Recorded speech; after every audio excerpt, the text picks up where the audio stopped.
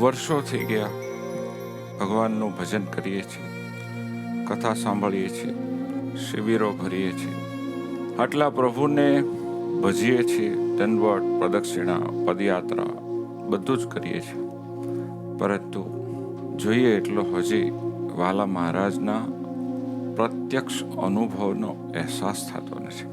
ખાવું પીવું, હરવું ફરવું, આપણી નામના, આપણી પ્રસિદ્ધિ, આ બધું મળી રહ્યું છે, પરંતુ આ બધું જ જેને માટે કુરબાન કરવાનું હોય એવા આપણા પ્રીતમ પ્રાણ પ્રભુજી ક્યાં મળી રહ્યા છે, ક્યાં અટકે છે?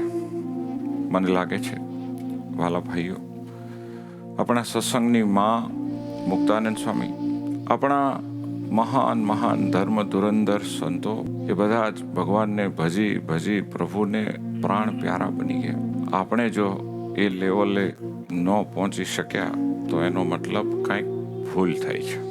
કઈ એ ભૂલ છે?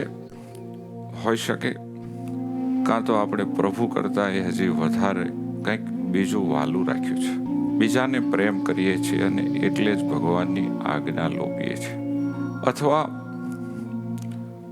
ભગવાનને મેળવાનો જેટલો આનંદ હોવો જોઈએ એના કરતા ઉપસવાનો માન, સન્માન અને નામનાનો આનંદ વધારે ભોગવાય છે.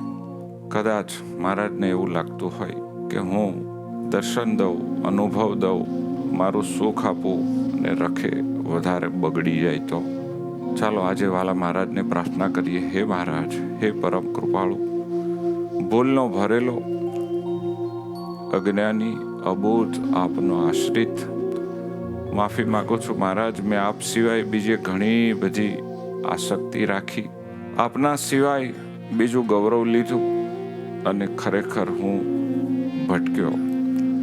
આપણે બધા જ ભાવથી, પ્રેમથી, આર્તનાદથી પ્રભુ પાસે માફી માગીશું, પ્રભુને પોકારીશું કે વાલા મહારાજ હવે આપણને સૌને એમનો રાજીપો, એમનું સુખ, એમનો આનંદ અને એમનું પ્રત્યક્ષ સાનિધ્ય વહેલામાં વહેલા આપી શકે એવા આપણે પાત્ર બનીએ.